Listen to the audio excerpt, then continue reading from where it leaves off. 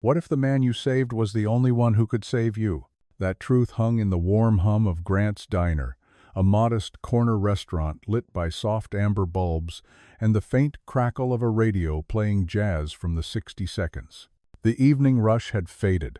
Napkin holders gleamed, coffee cups steamed, and the scent of grilled onions lingered in the air. Behind the counter, Ella Brooks, a 7-year-old waitress with tired eyes and a steady heart, refilled the sugar jars out of habit more than need. She worked doubles most weeks, saving every tip for her mother's heart medication, yet never allowed exhaustion to steal her gentleness.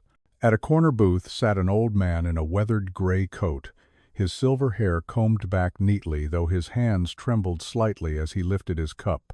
He looked out of place amid the chatter and neon too refined to be poor, too quiet to demand attention. A half-eaten slice of pie sat in front of him beside a bill he hadn't touched. Ella noticed him glance at it, then slip his wallet from his jacket only to frown. Empty. He sighed, folding the paper carefully as if embarrassment might disappear if handled softly. Ella approached, voice low and warm. "Everything all right, sir?" He smiled with the kind of politeness that hides pride. "It's fine, dear. Just forgot my, wallet. Clumsy old me." She hesitated. A moment of calculation flickered in her mind. The night's tips barely covered gas, but compassion won easily. "Don't worry about it. Happens all the time. Coffee and pie are on the house." The man blinked, surprised. "That's not necessary." "Maybe not," she said, sliding the bill into her apron. "But it's nice." He watched her walk away, a faint shimmer of amusement and gratitude crossing his expression. Around them a busboy clattered plates, and the manager's voice echoed from the kitchen. "Ella, less chatting table. 6 is waiting." She ignored the edge in his tone, wiping the counter instead, pretending not to hear. When she turned back, the booth was empty. The plate was gone, the coffee half drunk. Only a receipt remained, folded neatly with 3 words scrawled across the back in elegant handwriting. "Thank you, Miss Brooks." Beneath it, a small silver coin gleamed engraved with the initials GHH. Ella turned it over in her palm, confused. The metal was heavier than it looked, old and well-crafted, like something passed through generations. She tucked it into her pocket just as the front door chimed again. The manager leaned from the kitchen, wiping his hands. "Who was that guy?" "Just someone passing through," Ella said. "Didn't even get his name." She didn't notice the busboy peeking out the window, whispering, "That old man left in a black car with tinted windows." And Ford. Outside, the rain began to fall slow, deliberate drops tapping against the glass. Ella exhaled, unaware that the small act of paying for one stranger's meal had just set in motion a chain of events that would upend everything she thought she knew about this place, and about who truly owned it. The next morning broke gray and wet. Rain slid down the windows of Ella's small apartment like slow-moving glass tears.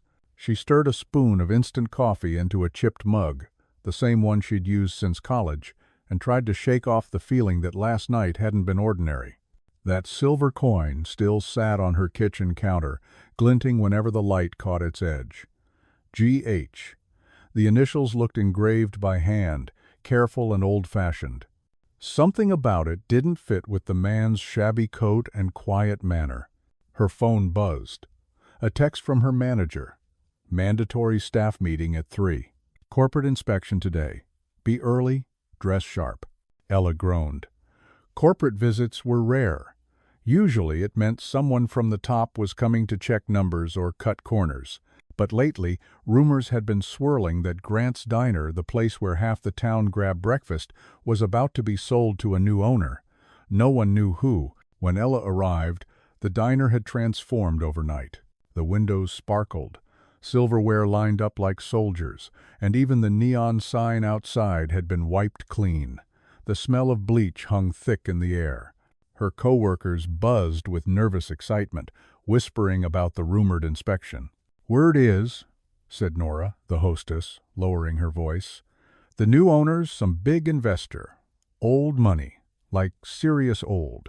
Ella tied her apron tighter, forcing a smile. "If he can fix the coffee machine, I'll like him already. She tried to focus on her tasks, polishing glasses, resetting booths, but her mind kept drifting to the man from last night. The way he'd thanked her, the way his eyes had softened when she offered kindness.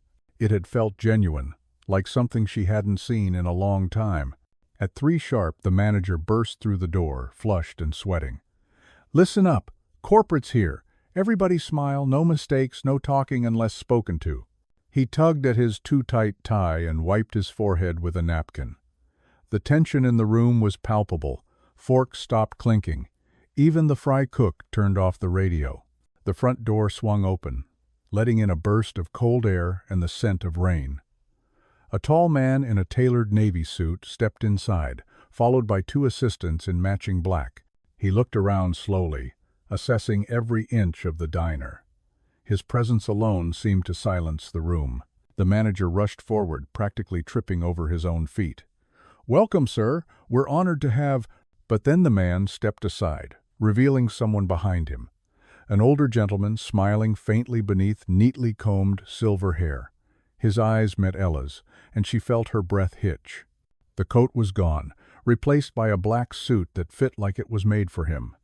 The same calm smile played on his lips, the one she'd seen across the booth less than 24 hours ago. For a moment the world seemed to freeze. The sound of plates, footsteps, conversation, all of it disappeared under the heavy silence of recognition. The old man approached the center of the diner with deliberate ease, his shoes echoing on the tile floor. "Good afternoon," he said, voice smooth and clear. "I believe we met last night." The manager blinked, confused. You know her, sir?" The man nodded toward Ella, his eyes warm. "She was kind enough to help me when I'd forgotten my wallet. I owe her a debt of gratitude." Murmurs rippled through the staff. The manager's face went pale. Oh, my goodness, sir. We had no idea." The older man held up a hand, silencing him. "Please, no fuss." He turned back to Ella, who stood frozen near the counter, unsure whether to speak or curtsy or simply vanish. "Miss Brooks, was it?" She nodded slowly. "Yes, sir." He smiled. "I'm George Hollander. My family founded this diner 70 years ago. I stepped away from the business a long time ago, but lately I've been wondering what kind of people are keeping it alive." The room seemed to shrink around them. Every waiter, every cook, every patron was watching. Ella swallowed hard. I was just doing my job." "Exactly," Hollander said softly. "Doing it with heart." He turned toward the manager. "You didn't recognize me yesterday, did you?" The man stammered. "No, sir. Of course not." "If I had, I would've. Would have treated me differently?" The question wasn't angry, only quiet, but it landed like a gavel strike. The manager's throat bobbed. I didn't mean—" "Kindness doesn't need an audience," Hollander interrupted gently. "It's what you do when you think no one's looking." He turned back to Ella. "You paid for my meal, didn't you?" Her cheeks flushed. "It was just a few dollars. To you, maybe? To me, it was worth far more." He reached into his jacket, producing the same silver coin, polished clean. "This belonged to my father. I keep it as a reminder that character doesn't come from wealth. I left it with you last night to see what you'd do." Ella's eyes widened. "I didn't sell it or anything, I know," he said with a chuckle. "That's why I'm here." He glanced around the diner, his gaze landing on each employee in turn. "As of today, I've resumed ownership of Grant's Diner. Some things will change, others won't. But one thing will be certain. People like Miss Brooks are the reason this place will keep running." The room erupted in whispers. The manager's mouth hung open, color draining from his face. Hollander smiled kindly at him. "You'll find that leading through fear builds nothing lasting. Try respect instead." Then he looked at Ella again, eyes full of quiet pride. "Come by my office tomorrow. I think you can help me rebuild this place." As he extended his hand, the same gesture captured in the image that would later make headlines, the room seemed to exhale. Waiters smiled. Someone clapped. And the younger man, who had entered with Hollander, a sharp-suited executive, watched the exchange with wide-eyed disbelief. realizing his boss's entire philosophy had just been rewritten by a waitress's small act of humanity. Ella hesitated only a moment before shaking his hand. His palm was steady, warm, and carried the faint scent of old leather and rain. Around them, the lights felt brighter, the air lighter, as if the diner itself had taken a breath of relief. Sometimes power reveals itself not through wealth or words, but through the grace to recognize goodness when it walks up to your table with a pot of coffee and a smile.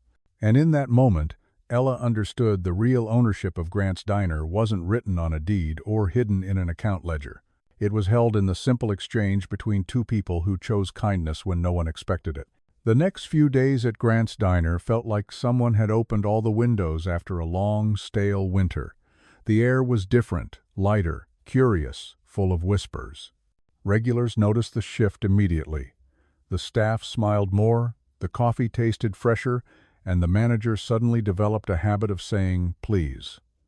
No one said it out loud, but everyone knew why. Mr. George Hollander, the poor old man from that rainy night, had returned not just as an owner, but as a quiet presence. He came in most mornings, sitting at the same corner booth, reading the newspaper with a pair of thin gold glasses. He didn't bark orders, didn't rearrange staff, didn't hang his portrait on the wall like the old owners used to. He simply observed. He greeted each person by name, learned what they cared about, and tipped the busboys with folded 20s that always seemed to appear from nowhere. Ella tried to stay out of the spotlight, but it was impossible. Every day someone from corporate or the local paper dropped by asking about the waitress who helped the billionaire. Her co-workers teased her gently at first, then with real affection. Nora, the hostess, started calling her Saint Ella. The nickname made her blush. She didn't feel like a saint. She was just a woman who'd made a split-second decision not to humiliate a man who looked embarrassed. One afternoon, as sunlight slanted across the diner's windows, Hollander waved her over. "Sit with me for a minute, if you're not too busy." His tone was warm but carried the quiet authority of someone used to being obeyed. Ella hesitated, glancing toward the manager's station, though she knew she no longer needed permission. She slid into the booth across from him.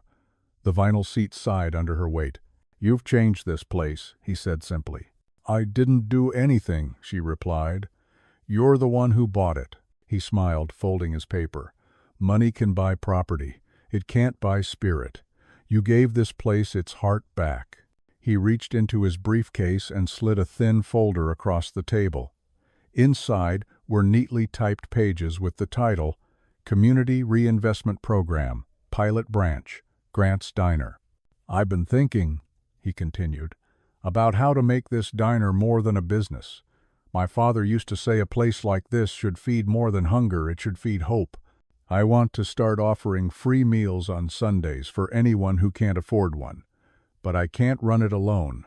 Ella's eyebrows lifted. "You want me to help?" "I want you to lead," Hollander said, his blue eyes steady. "You have the instincts. You see people." And the words settled over her like warm sunlight and responsibility all at once. She thought of her mother, of bills still sitting unpaid on the kitchen counter, of all the shifts she'd worked to keep afloat. Leadership wasn't something she'd ever imagined. "I don't think I'm the right person," she said softly. He chuckled. "Funny thing about leadership, the right people never think they're ready." Oh. They talked for nearly an hour about the diner, the staff, the regulars who came for more than food. When she finally stood to return to work, Hollander said something that stayed with her. "Kindness is a habit, Miss Brooks. Don't let the world convince you it's weakness." That night, Ella walked home under a sky washed clean by rain. The streets glistened, neon signs reflecting off puddles like little mirrors of light. She passed the storefront where she used to stop and stare at the shoes she couldn't afford, and for the first time in years, she didn't feel small.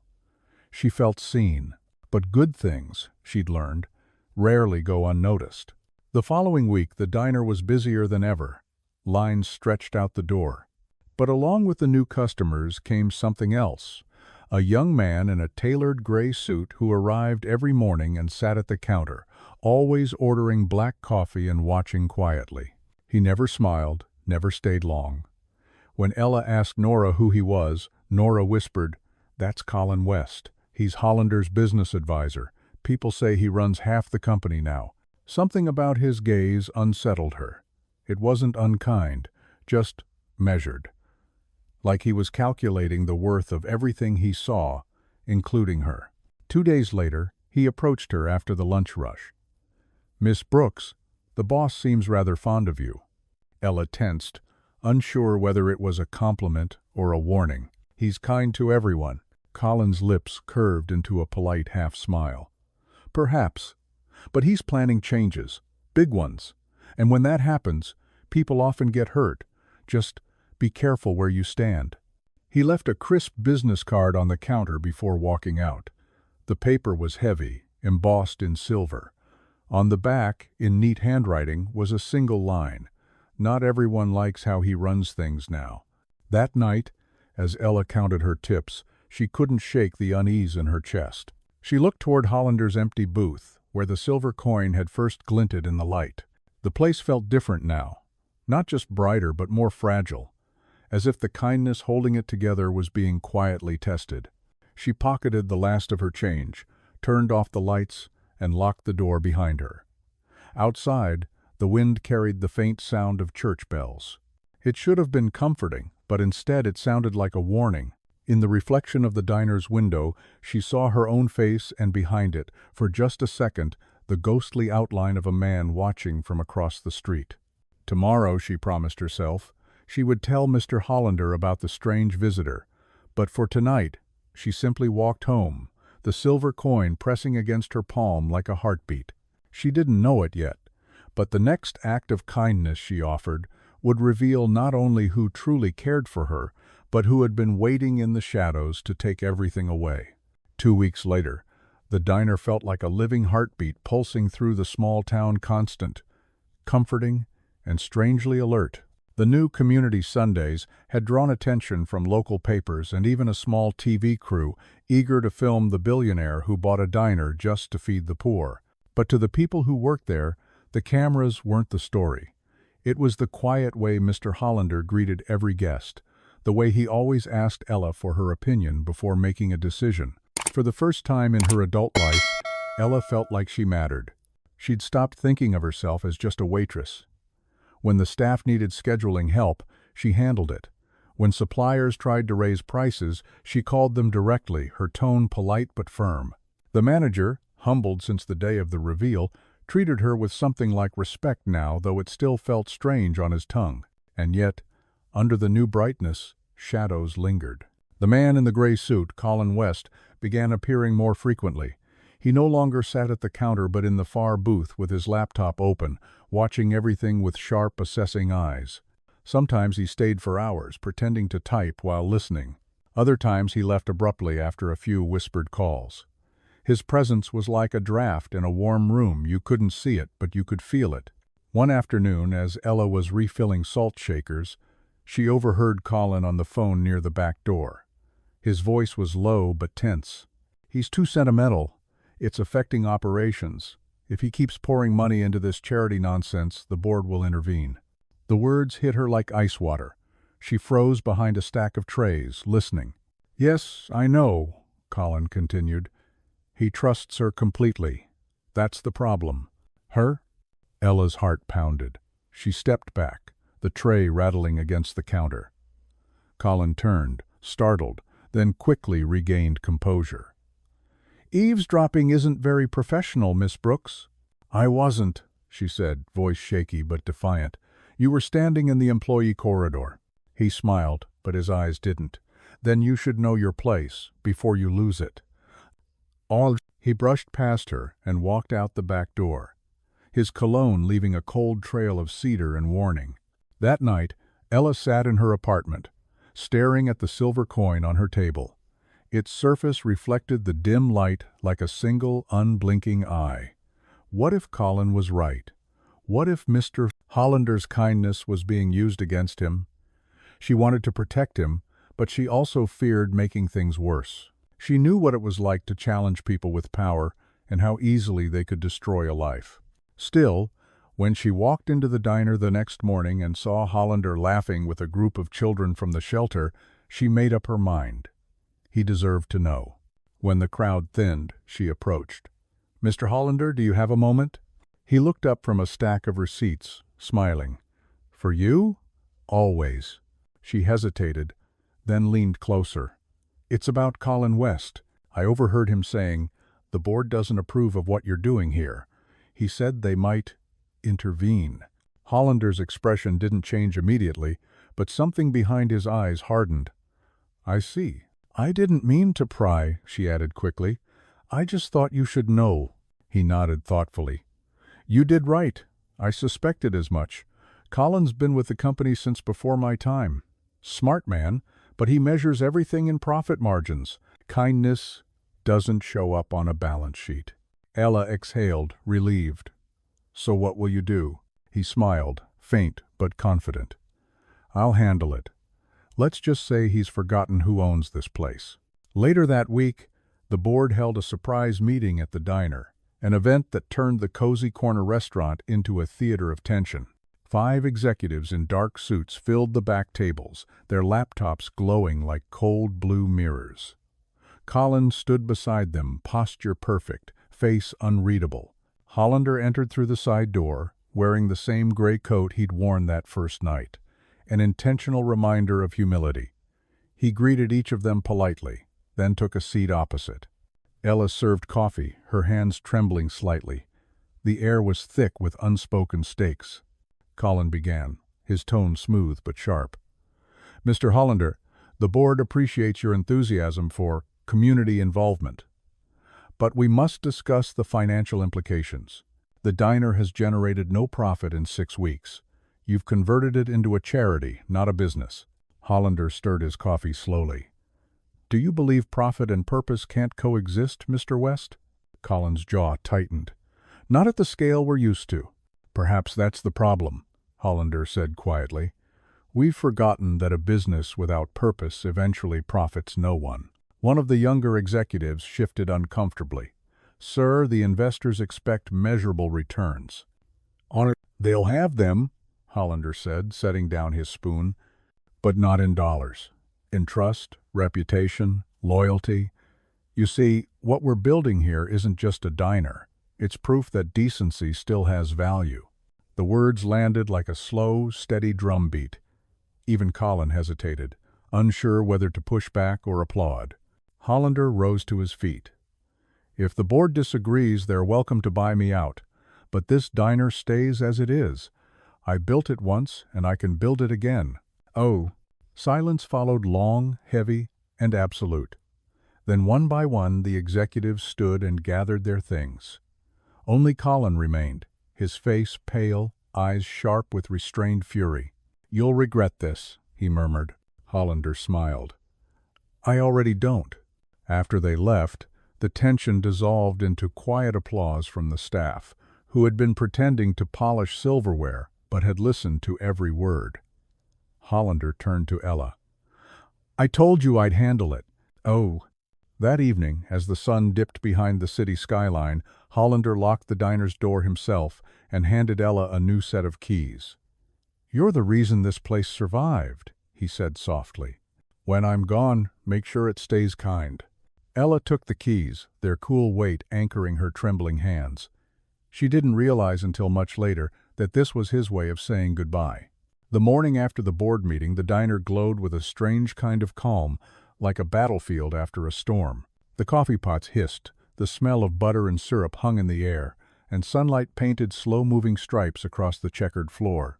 But something in that light felt different, gentler, as if the walls themselves had exhaled. Ella arrived early, as always, to prep the tables. When she unlocked the front door, a folded envelope slid from between the handles and landed at her feet. Her name was written across it in elegant cursive. Inside was a short note on cream stationery. "Miss Brooks, I'll be away for a few days, handling company matters. Keep the diner steady. The staff trusts you. I do too. G.H." She smiled faintly, touched by the simplicity of his handwriting. Still, a flicker of worry tugged at her chest.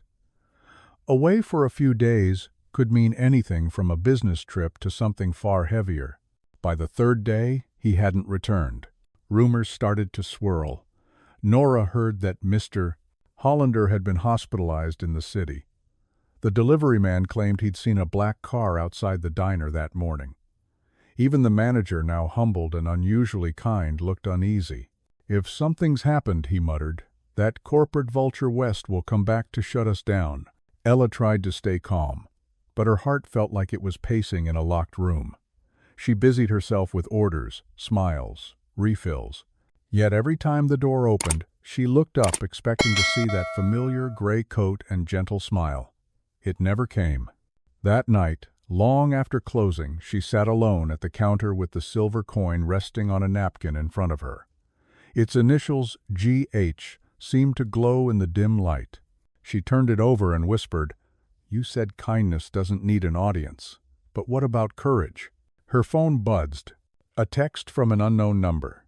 "If you want answers about Hollander, come to the Grant Holdings office, 9 a.m. Don't tell anyone." No name, no context, just an address downtown. The next morning, she took the subway into the city, clutching the coin in her pocket like a talisman. The Grant Holdings building towered above the skyline, all glass and steel and polished surfaces that reflected the world but let nothing in. The receptionist looked startled to see her. "Mr. West is expecting you," she said quietly. Of course he was. Colin West's office was large, sterile, and coldly perfect like a photograph of success. He stood by the window, suit flawless, tie slightly loosened for affect. "Miss Brooks," he said, his smile thin as a blade, "you made quite the impression." "I'm here about Mr. Hollander," she said. "Where is he?" He gestured toward a chair. "Please sit." When she didn't move, he sighed. "He's in the hospital. A mild stroke, they say. He'll recover, but it's uncertain when or if he'll return to business." The words hit her like a slap. "A stroke?" West nodded slowly, watching her reaction. "You must understand, he's old, and this diner idea of his, well, it's sentimental nonsense. The board can't let emotion run a corporation." "You mean you can't stand that he still believes in people?" she shot back. He smiled again, sharper now. "I believe in results, Miss Brooks, and here's what will happen. The diner will be sold. Quietly, efficiently. You'll receive a severance check and, if you're smart, you'll walk away." Ella rose from her seat, shaking. "You can't just erase what he built." "Watch me," West said softly. "Hollander's kindness might inspire headlines, but it doesn't pay dividends. The deal's already in motion." Something in her snapped, then not anger exactly, but resolve. "Then I'll stop it." He laughed, genuinely amused. "You? A waitress?" She met his gaze, steady and cold. "No, a witness." That night, back at the diner, she gathered the staff after closing. The place was quiet except for the hum of the soda machine and the soft patter of rain outside. "He's sick," she said simply, "and West plans to sell this place before he can come back." Gasps filled the room. The cook swore under his breath. Nora covered her mouth. "So what do we do?" the manager asked, his voice small. Ella looked at them, her tired, loyal crew, and felt something rise in her chest that she hadn't felt since the night she paid for Hollander's pie. "We do what he taught us," she said. "We stay decent, we stay brave, and we make sure everyone knows what this diner stands for before they take it from us." They started that very night. Nora called a friend at the local newspaper.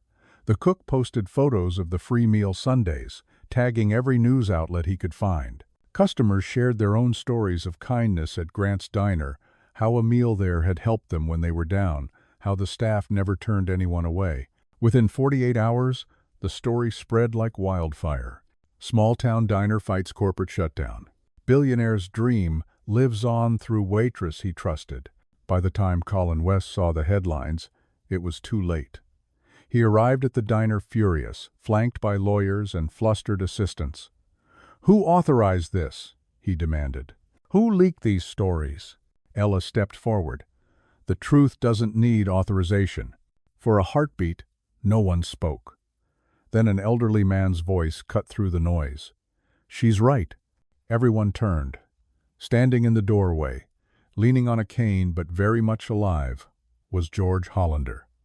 His face looked tired, thinner, but his eyes still carried that quiet fire. The diner erupted in gasps and tears. Even Colin froze. Hollander limped forward, placing a hand on Ella's shoulder. "You did well," he murmured. Then, louder to the room, "No one's selling anything, not while I still draw breath." He turned to Colin, his tone calm but edged with steel. "You forgot, Mr. West. I don't answer to the board. The board answers to me." Colin's expression faltered, pride cracking just enough to show fear. "You can't keep this up forever," he muttered. "Maybe not," Hollander said softly, "but I can keep it long enough to remind you and everyone else what this place means." "Aye?" He looked around the diner, at the staff and customers gathering at the windows. "Kindness built these walls. It will outlast every contract and every man who thinks he can own it." Outside, rain gave way to light. Inside, Ella exhaled, tears mixing with laughter as she met Hollander's gaze. He smiled, weary but triumphant. In the glow of the neon sign, it felt as though the diner itself had come back to life. And for the first time, Ella truly understood. She hadn't just helped a poor old man that night. She had helped save a piece of humanity. By the time the morning rush hit the next day, Grant's Diner had become something of a legend.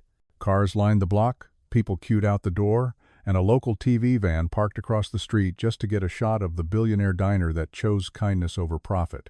Reporters clamored for interviews. Social media overflowed with photos of free meals, thank you notes, and smiling staff. It was chaos, but the kind that glowed with life. Inside, Ella moved between tables like a conductor leading an orchestra. Every plate, every refill, every word of thanks seemed to weave the diner's story tighter around the town's heart. Mr. Hollander sat in his usual booth, Kane resting by his side, watching quietly. He looked older, yes, but lighter too, like a man who had finally exhaled after years of holding his breath. When she brought him his tea, he said softly, "You turned this place into something even I couldn't imagine." Ella smiled. "I just did what you taught me." He chuckled. "I didn't teach you. I simply noticed what you already were." She looked down at the silver coin she now wore on a chain around her neck. "You could have told me who you were that first night." He sipped his tea. "And you could have refused to help a man who looked like he couldn't pay. We both made the right choice." Their laughter was interrupted by the sound of the door slamming open. Colin West stood there again, no longer calm, no longer polite. His suit was immaculate, but his eyes burned with something raw. He strode across the floor, ignoring the murmurs from customers. "Hollander," he snapped, "you think you've won? You humiliated me. The board won't stand for this circus." "Oh." Hollander didn't flinch. "You've mistaken integrity for a spectacle." "This," Colin said, gesturing around the crowded diner, "isn't integrity, it's chaos." Ella stepped forward. "No, it's community. Something you'll never understand." He turned on her, voice low and sharp. "You've played your part well, Miss Brooks.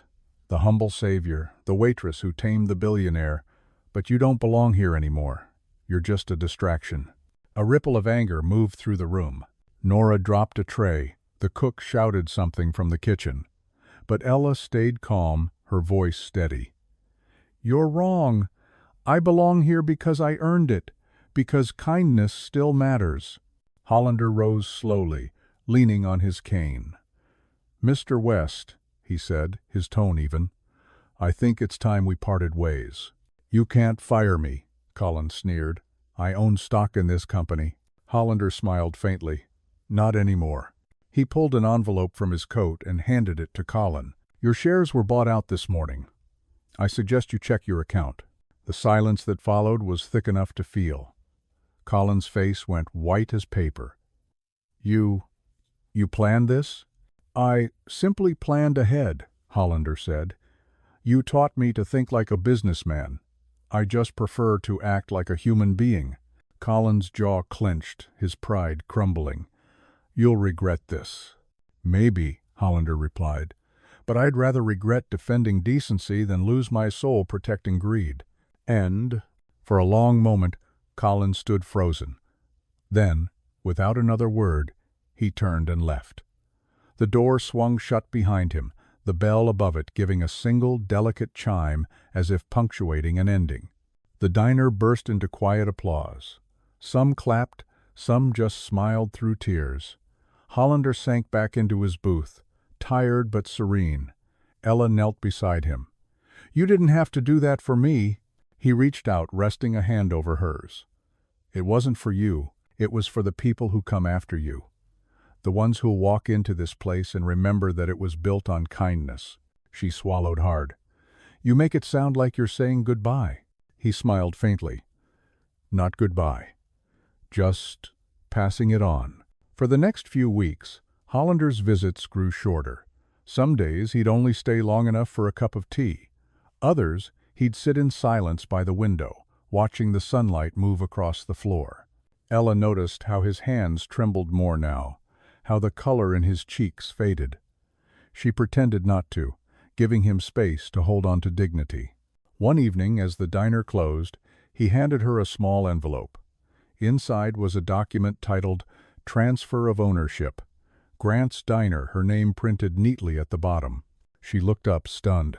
"Mr. Hollander, I can't—" "You already have," he interrupted gently. "You've been running it in spirit for months. Now it's just official." "Oh." Tears welled in her eyes. "Why me?" "Because you remember what it's like to need mercy. People who've struggled don't forget how to see others." He rose with effort, placing the cane in his right hand. "This place was never about profit. It was about proof. Proof that decency still has a pulse. Promise me something," he added. "When the world gets loud, keep this place quiet enough for people to hear themselves again." She nodded, unable to speak. That night, after he left, she stayed long after closing wiping counters, straightening napkins, listening to the hum of the fridge and the low buzz of the neon sign outside. The silver coin pressed against her collarbone like a heartbeat. She whispered, "I'll keep it safe." The next morning the news came. George Hollander had passed away in his sleep. Peaceful, private. The world called it the end of an era. At the diner there were no speeches, no cameras, no grand displays. Just silence, and then the soft clinking of cups as regulars came in one by one to pay their respects. Some left flowers, some left folded notes. One man, a stranger, placed an old pocket watch on the counter and said quietly, "He once paid for my meal when I couldn't." Ella stood behind the counter, eyes glassy, heart steady. "Then you're exactly the kind of person he built this place for," she said. Outside, the sign flickered in the rain. Grant's Diner, kindness served daily. And though grief hung thick in the air, the light beneath that sign never dimmed. It only burned warmer, like a promise kept. The days after George Hollander's passing moved like slow tides, not sad so much as reverent. The diner never officially closed, but for a week no one spoke above a hush. Customers poured in quietly, ordering coffee they barely touched, leaving extra bills on the counter without asking for change. The regulars avoided Hollander's corner booth as if the air around it was sacred. Even the sunlight that used to spill through that window seemed softer, cautious not to disturb the space he once filled. Ella ran everything now. It still felt strange hearing the manager call her Miss Brooks instead of, "Hey, Ella." She'd inherited not just a business, but a living heartbeat, a place held together by stories, faces, and the echo of one man's belief that kindness could hold its own against power. On the 7th morning, she unlocked the diner before dawn. The air outside was crisp, autumn finally taking hold. She brewed a pot of Hollander's favorite Earl Grey and placed a cup at his old booth, the steam rising like a quiet salute. Then she sat down across from it, staring at the empty seat. "You said to keep it quiet enough for people to hear themselves," she murmured. "I'm trying." The bell above the door chimed softly. A man entered, early 30s, tall, in a dark wool coat. He carried the kind of presence that made people look twice.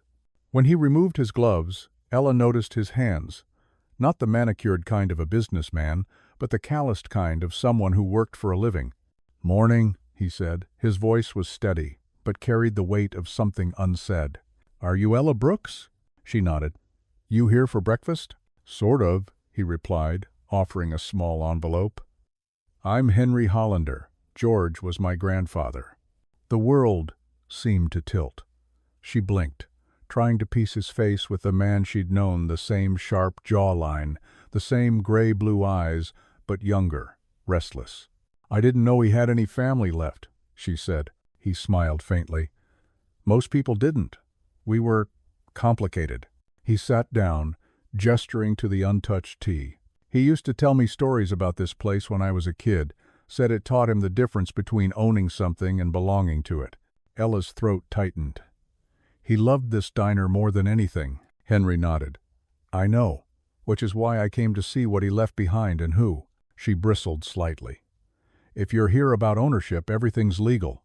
He transferred it before." He raised a hand. "I'm not here to contest it. He wanted you to have it. I just want to understand why." For a moment, neither spoke. Outside, a delivery truck rumbled past, scattering leaves across the sidewalk.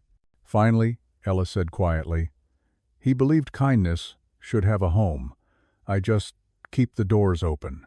Henry studied her, eyes sharp but not unkind.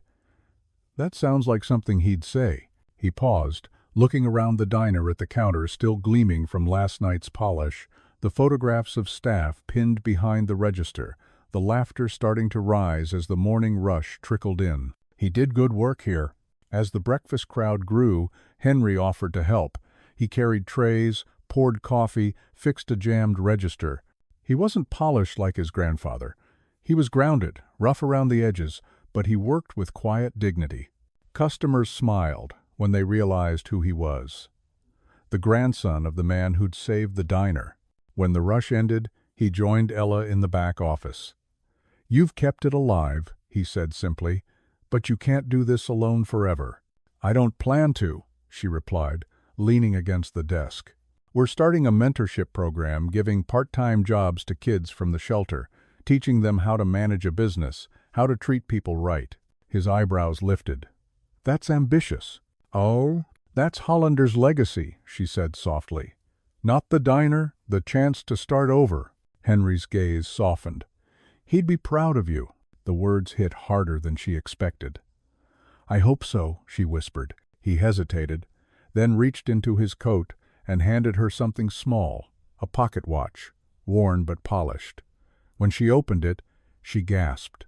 Inside, engraved in delicate script, were the words, "Kindness is the only wealth worth keeping." "He left it for you," Henry said. "Told his lawyer you'd know when it was time to use it." Ella closed the watch gently. He always had a way of making riddles sound like instructions. "Maybe it's both," Henry said with a half smile. That night, after closing, she sat alone at the counter again, the watch ticking softly beside her. She looked around the diner, the soft hum of the fridge, the scent of coffee, the glow of the neon sign casting gold across the floor. The place didn't feel like a business anymore. It felt like a heartbeat she was meant to protect. But as she turned off the lights, she caught a shadow moving outside, someone standing across the street, watching. The street lamp flickered, and for a moment she thought she saw Colin West's silhouette. Her stomach dropped. She stepped closer to the window, but the figure was gone. Just darkness and the faint sound of tires on wet pavement. Still, unease crept up her spine. She locked the doors, double-checking each one before heading home. At her apartment, she set the pocket watch on the table beside the silver coin. 2 pieces of Hollander's world, both entrusted to her. Both reminders that good men often leave unfinished work. She poured herself a cup of tea, staring out the window into the quiet city night. Somewhere in that silence, she could almost hear Hollander's voice again. "When the world gets loud, keep it quiet enough for people to hear themselves." She whispered back, "I will." Oh, but deep down, she knew the peace wouldn't last. Because in the world, Hollander had built a world where kindness had power. There would always be someone waiting to take it apart. And this time, if the storm came again, Ella Brooks would be ready. The following week passed in a delicate rhythm, dawns of coffee and chatter, nights of quiet reflection. The diner thrived, but Ella couldn't shake the weight of that shadow she'd seen outside. The street light flickering, the faint impression of someone watching. She told herself it was her imagination, just exhaustion and grief. But deep down, a chill remained. By Friday, she decided to let it go. Henry had started showing up daily, fixing things that had gone ignored for years. The creaky door hinge, the sputtering neon sign, the old jukebox that hadn't worked since the 90 seconds. He was quiet but steady, a grounding presence. Sometimes, while he worked, he'd hum a tune his grandfather used to love, a soft jazz number that floated through the diner like a memory. One afternoon, as she was organizing invoices, she found a letter she hadn't noticed before, slipped between the pages of the transfer papers. The handwriting was Hollander's neat, deliberate, "Ella, I know you'll think this diner's enough of a legacy, but it isn't. The real work begins when you decide how to protect what you've built. If you're reading this, I trust you to know the difference between mercy and naivete. Use both, but wisely. G.H." The words landed heavy. Protect what you've built. She didn't understand then how literal that warning was. That night, after closing, Henry offered to walk her home. "This neighborhood's not as quiet as it used to be," he said. "Grandpa used to say the night hides more than it should." She laughed, teasing him for his dramatics, but she didn't refuse. As they stepped into the cool night air, the wind carried the faint scent of rain and exhaust.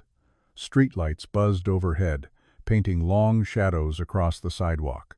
They turned the corner and stopped. A black car idled near the curb, engine purring low. The windows were tinted, reflecting only fragments of neon light. For a moment, no one moved. Then the passenger door opened. Colin West stepped out. He looked different, sharper, thinner, the kind of man who'd spent weeks stewing in bitterness. His smile was small, deliberate. "Well," he said, buttoning his coat, "the prodigal waitress and the heir. I should have expected this scene." Henry stiffened beside her. "What do you want?" "Justice," Colin said simply. "Or maybe revenge. Hard to tell the difference these days." He took a step forward. "You think this diner makes you moral saviors? You humiliated me, both of you. I lost everything because your precious old man decided to play saint." Ella's pulse thudded. "You lost everything because you chose greed over decency." His laugh was low, almost pitying.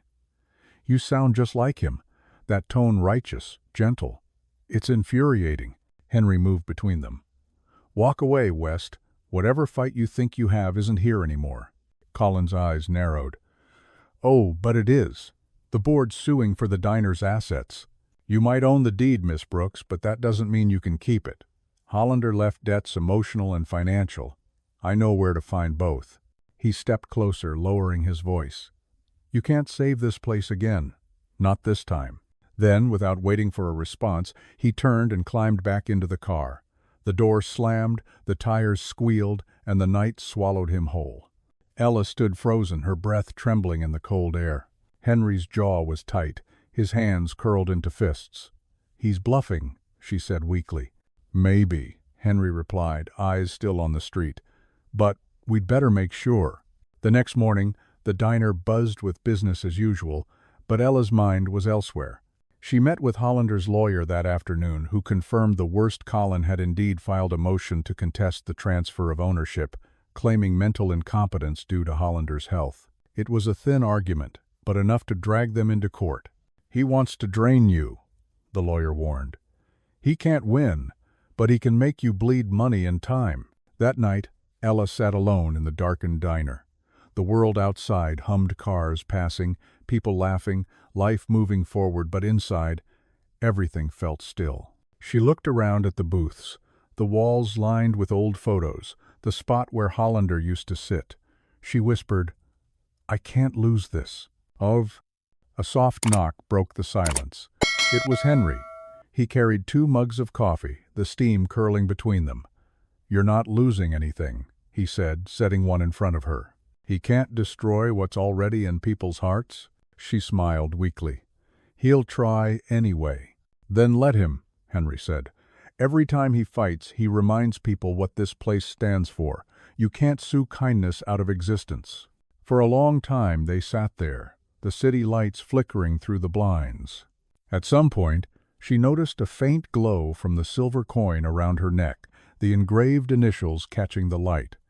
It felt almost like a sign, a whisper from the man who'd started it all. When Henry finally left, she stayed behind, cleaning up. She refilled the sugar jars, wiped the counters, then stopped at the window. Outside, the street was empty again, no car, no shadow. Just the faint reflection of her own face and the warm glow of the neon sign. She smiled to herself, exhausted but determined. Hollander had trusted her for a reason. She wasn't just a waitress anymore. She was a guardian of something bigger, something pure enough to make men like Colin furious. Before locking up, she took the letter from her pocket and placed it beneath the cash register. "If you're reading this," it began, "I trust you to know the difference between mercy and naivete." She whispered into the quiet, "Mercy tonight, strength tomorrow. Then she turned off the lights, the final glow of the diner lingering like a heartbeat against the dark. A promise that whatever storm was coming, she'd meet it the same way she'd faced everything since the beginning, with decency, courage, and the stubborn belief that kindness was still worth fighting for. The first court notice arrived 3 weeks later, printed on thick white paper with neat black lettering that looked almost polite in its cruelty. Hollander versus Brooks. Claim for reassessment of ownership transfer. The words blurred together as Ella read them, her stomach turning. She wasn't surprised, but the reality of it still stung. The lawyer had warned her. Colin West wasn't fighting for the diner, he was fighting to break her, to erase what she represented. By that point, the story had spread beyond the town. News stations in neighboring cities picked it up, calling it the diner lawsuit that challenged corporate greed. Strangers started donating online to Save Grant's Diner. Messages poured in from people who'd never been there but said the story reminded them of their grandparents or the kindness of someone long ago. Still, lawsuits didn't care about goodwill. They cared about signatures, statements, and money, things Ella had little of. Henry tried to keep her calm. "He's banking on fear," he said one night as they sat in the empty diner after hours. "He's hoping you'll give up before this even reaches court." She traced her finger along the rim of her coffee mug. "I'm not sure I can afford to fight." Henry looked at her, steady and sure. "Then we'll find another way." That other way began as an idea and quickly grew into something larger. They decided to turn the diner's story into a fundraiser, not for her, but for others. If the court demanded proof that Grant's Diner had public value, they'd give it to them tenfold. The next Sunday, the diner hosted a kindness supper. Meals were free, donations optional. They expected a modest turnout. Instead, hundreds showed up. Families, students, factory workers, even a few business owners, all crowded into the diner and the street outside, bringing flowers, handwritten letters, and food to share. One elderly woman pressed a trembling hand into Ella's. "Your boss once paid for my groceries when I was laid off," she said. "He told me to pass it on someday. I guess this is that day." By nightfall, local media returned. Cameras rolled. Reporters asked Ella to speak, but she hesitated. She wasn't a performer. She was just a woman who used to refill coffee cups. Then Henry stepped beside her and whispered, "He built this place so people could be heard. You owe him your voice." So she spoke, not from a script, but from memory. "This diner isn't just about food," she said to the crowd. "It's about being seen, about second chances, mister. Hollander believed that kindness could outlive us if we practiced it enough, if we cared enough, and I still believe that." The applause that followed wasn't loud, it was long, the kind that filled the air like warmth. That night, donations doubled. The next day, tripled. Within a week, they had enough to pay legal fees and cover wages for a month. More importantly, They had something West didn't: the weight of a community. Still, he didn't back down. The court hearing was set for early spring. As it approached, Ella felt the pressure mount.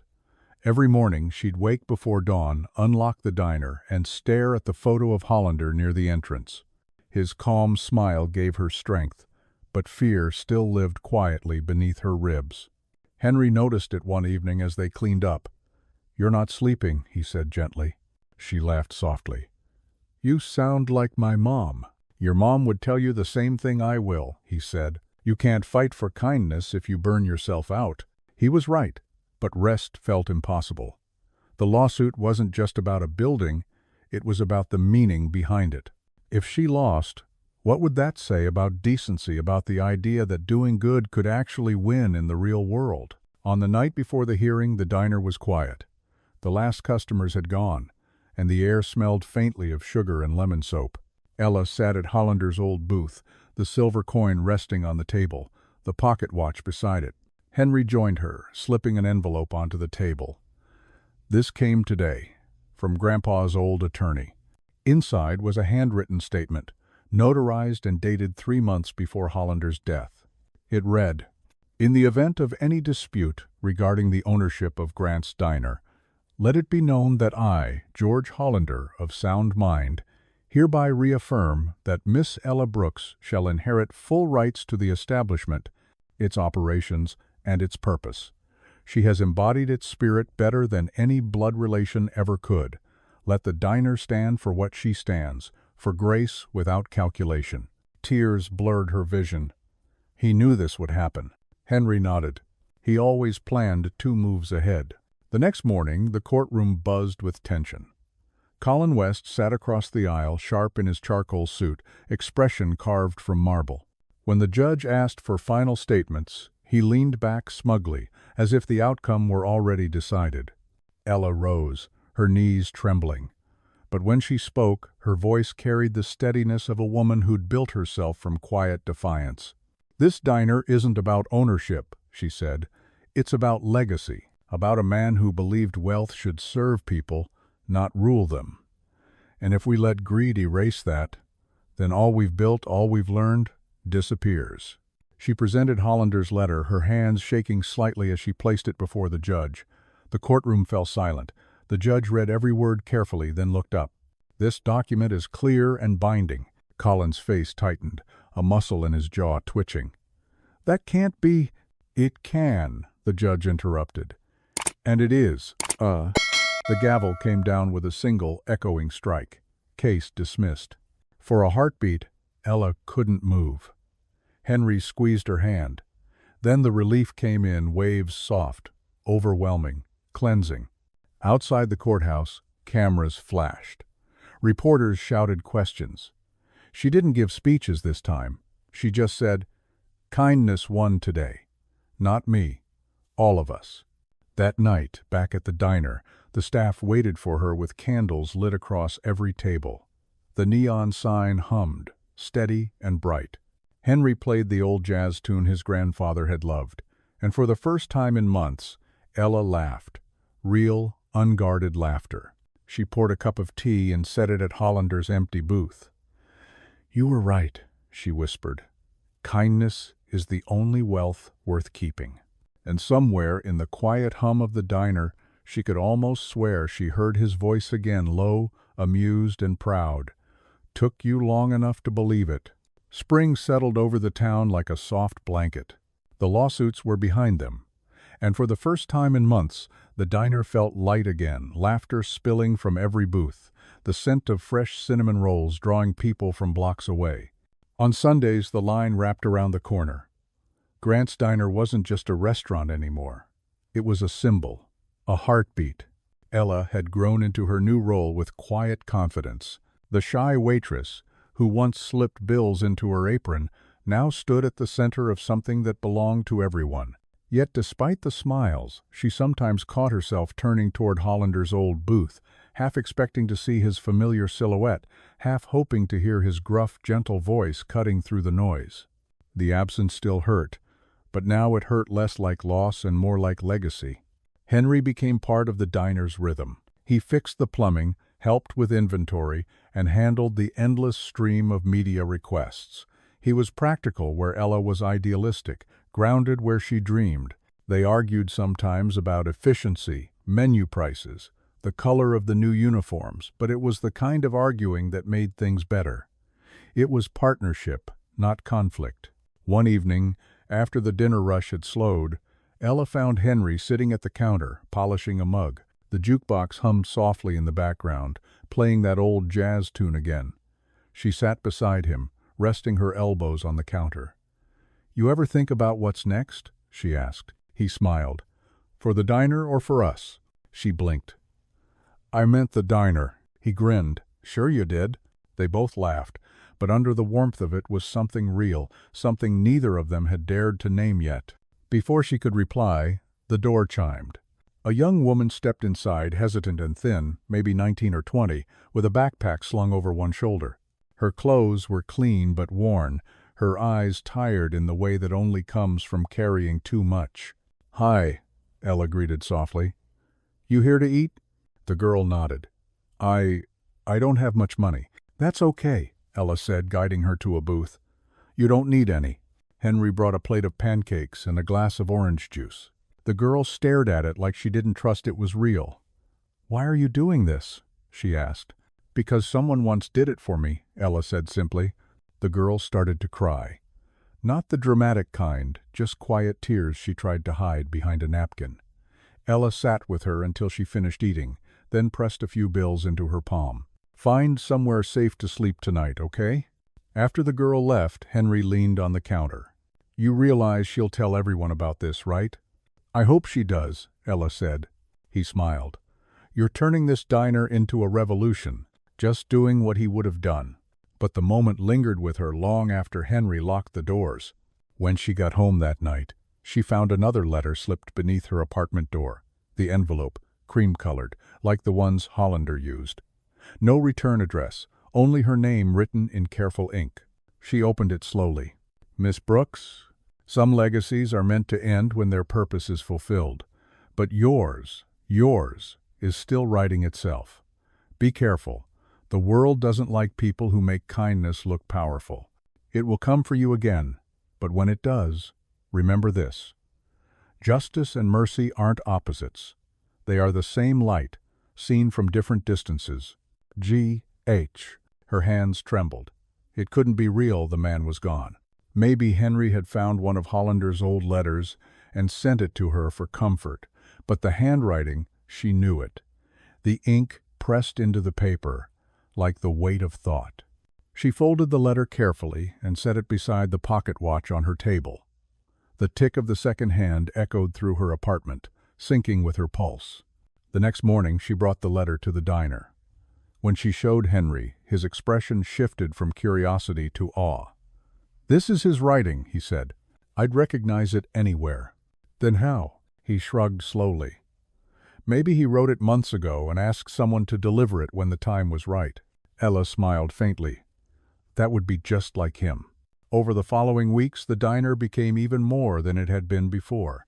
They opened a small reading corner for kids, a bulletin board for job postings, and a weekend market that sold handmade crafts from local families.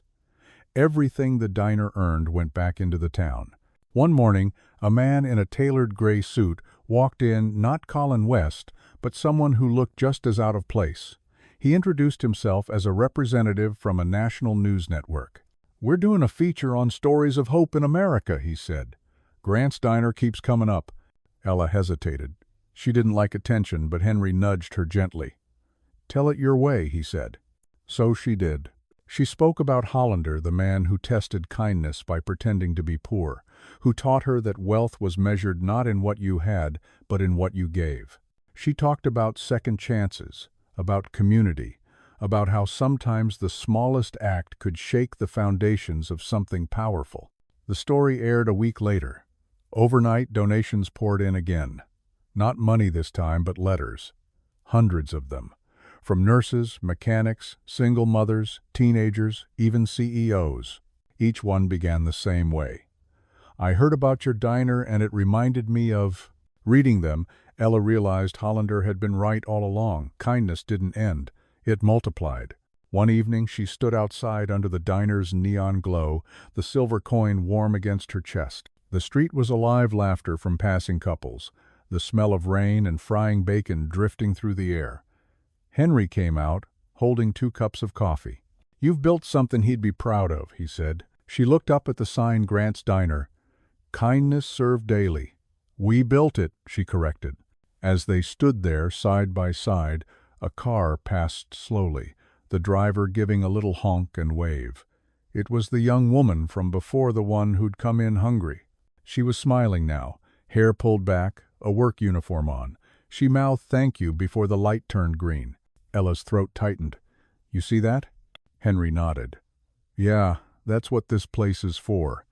"Oh," and as the lights of the diner glowed in the gathering dusk, Ella knew Hollander's words would always ring true justice, and mercy weren't opposites. They were 2 sides of the same light, and every time someone crossed that threshold hungry, scared, or unseen, Grant's Diner would shine it again. Summer came with its thick golden light and restless energy. The town buzzed around Grant's Diner, like honeybees around a hive, drawn not just by the food but by what the place had come to represent. It wasn't uncommon now to see families who could afford better restaurants choosing to eat there simply because they wanted to be part of something that felt real. The walls were filled with photos of people whose lives had crossed the diner's threshold, a mosaic of humanity that grew every week. Ella stood behind the counter one humid afternoon, watching a father teach his son how to fold paper airplanes out of napkins. A few booths over, 2 elderly women were quietly knitting hats for the town's shelter. This was what she wanted. Not fame, not recognition, but connection. The diner wasn't just surviving. It was healing people in small, invisible ways. Henry entered from the back, hands dusted with flour, laughing at some joke from the kitchen staff. He'd started baking pies again, using his grandfather's old recipes, buttery crusts, tart cherries, cinnamon sugar dusted like snow. "You realize," he said, placing a steaming pie on the counter, "that this place might be the only restaurant in America where dessert always sells out before dinner." Ella smirked. "It's because you overfill the slices. You're ruining the economy of pie." "Or improving the economy of happiness," he countered. She rolled her eyes, but the warmth between them was undeniable. They'd grown used to each other's rhythms, the gentle teasing, the shared looks that said more than words. What had started as loyalty to a legacy had quietly become something more personal.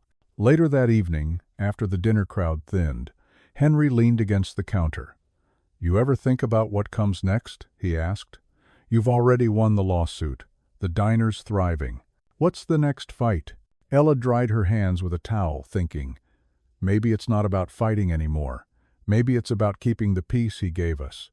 Before he could reply, the bell above the door chimed again. A young man in a delivery uniform stepped inside, carrying a large envelope. "Delivery for Miss Brooks," he said. "Signature required." She frowned. "I didn't order anything." But she signed anyway. When she opened the envelope, a single sheet of heavy parchment slipped out. Across the top, embossed in gold, were the words, "Hollander Foundation for Human Kindness." Henry leaned closer. "What's that?" Ella's eyes widened as she read. It's a grant. A foundation set up in his name. They're offering funding for community-led projects based on what the diner's done." She glanced up, stunned. "Henry, this isn't just money. It's a network. Schools, shelters, hospitals. They want to replicate the diner's model everywhere." He grinned. "Looks like the revolution's expanding." The news spread fast.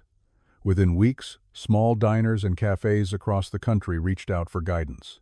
Ella and Henry spent nights drafting templates, recording videos about how to balance compassion and sustainability.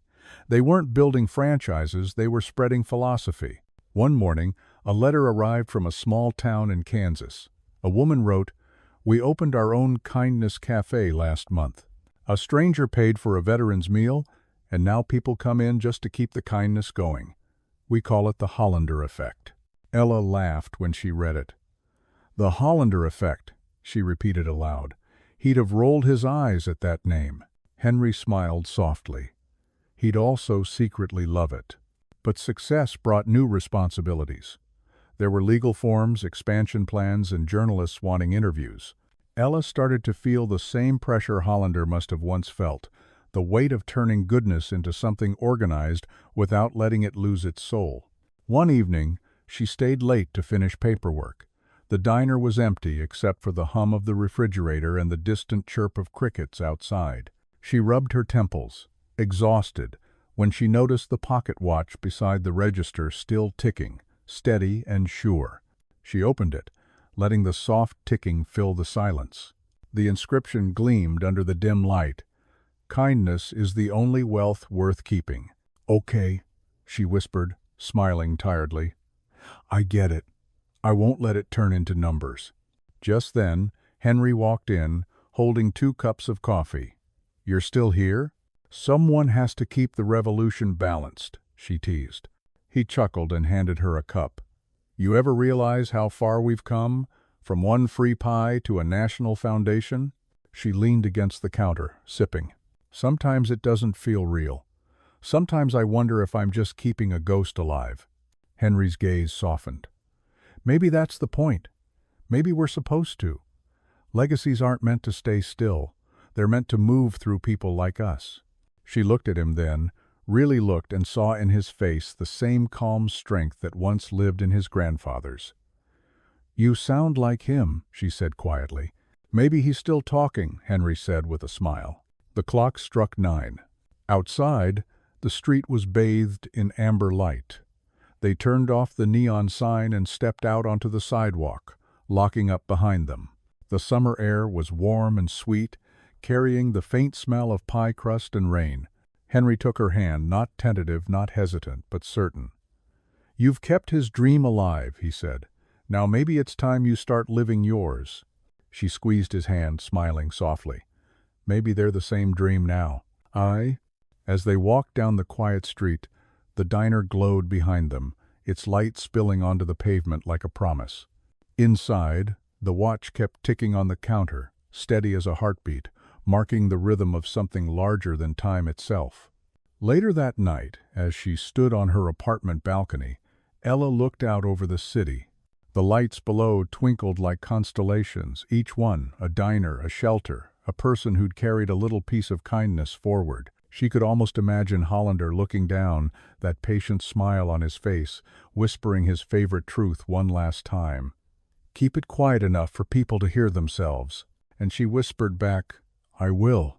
The wind carried the words away, soft as a prayer, not to end something but to keep it alive. Autumn returned with the scent of cinnamon and cooling rain, and Grant's diner glowed like a hearth at the heart of the town. The morning rush had slowed, the plates were stacked, and sunlight spilled through the window where George Hollander's photo hung above his favorite booth. Beneath it sat Ella and Henry, not as owners and heirs anymore, but as keepers of a story that had become much bigger than either of them. The foundation had grown beyond what she could have imagined. Dozens of small diners and cafes across the country now carried the same philosophy: kindness served daily. Some were old businesses reborn. Others were new, started by people who'd read her story online or seen it on the news. Letters still arrived weekly. "A man paid my rent today because of your diner. We started free breakfasts for single moms. You reminded me that people are still good." Ella read each one. Some made her laugh, some made her cry, but every single one reminded her that the spark Hollander had lit was still burning strong. That morning, Henry placed a steaming cup of tea in front of her Earl Grey, just the way Hollander liked it. "For the boss," he said with a grin. She smiled. "He'd complain it's too hot." "He'd drink it anyway," Henry said. They sat in silence for a moment, listening to the hum of the diner, the clatter of forks, the distant hiss of the grill, the comfort of ordinary life. Outside, leaves fluttered across the window, painting the street in gold and red. "I think he'd be proud," Henry said quietly. Ella traced her finger along the rim of her cup. "He'd probably tell us we still have work to do." "Then we'll keep working," Henry said. She looked at him, smiling softly. "You sound like you plan to stay a while." Forever sounds about right. She laughed, a sound light enough to make nearby customers glance over and smile without knowing why. It was the laugh of someone who'd come through fire and found peace on the other side. When the crowd cleared later that day, Ella walked outside to catch her breath. The street was alive, children darting between puddles, an old man feeding crumbs to pigeons, two teenagers sharing a milkshake on the curb. Everyday kindness, unrecorded, unnoticed, but real. She looked back at the diner, its sign flickering gently in the dusk. Grant's Diner, kinness served daily. She felt the silver coin against her chest, warm beneath her blouse, and whispered, "We did it, George." M.O. The wind rose softly, stirring the leaves at her feet. Somewhere in that quiet motion, she thought she heard the faintest echo of his voice, amused, gentle, eternal. "You did more than save it. You proved it still matters." Inside, Henry was wiping down the counter. He looked up as she returned, eyes soft. "You ready to close up?" "Almost," she said. She poured the last cup of tea and set it at Hollander's booth, just as she had every night since he'd passed. The steam rose in slow spirals, disappearing into the evening light. Then she turned off the lights, leaving only the warm glow from the neon sign outside. The diner looked peaceful, not empty, but full in another way, full of stories, full of voices that had found their place. As they stepped outside, Ella locked the door and slipped the key into her pocket. The night air was cool, clean, and alive with the smell of rain. She took Henry's hand, and together they walked down the quiet street, leaving behind a soft trail of light from the window. Behind them, the neon sign flickered once, then steadied its glow constant, gentle, defiant. And in that light, the spirit of George Hollander lived on not as a billionaire, not as an owner, but as a man who proved that a single act of kindness could outlast everything else.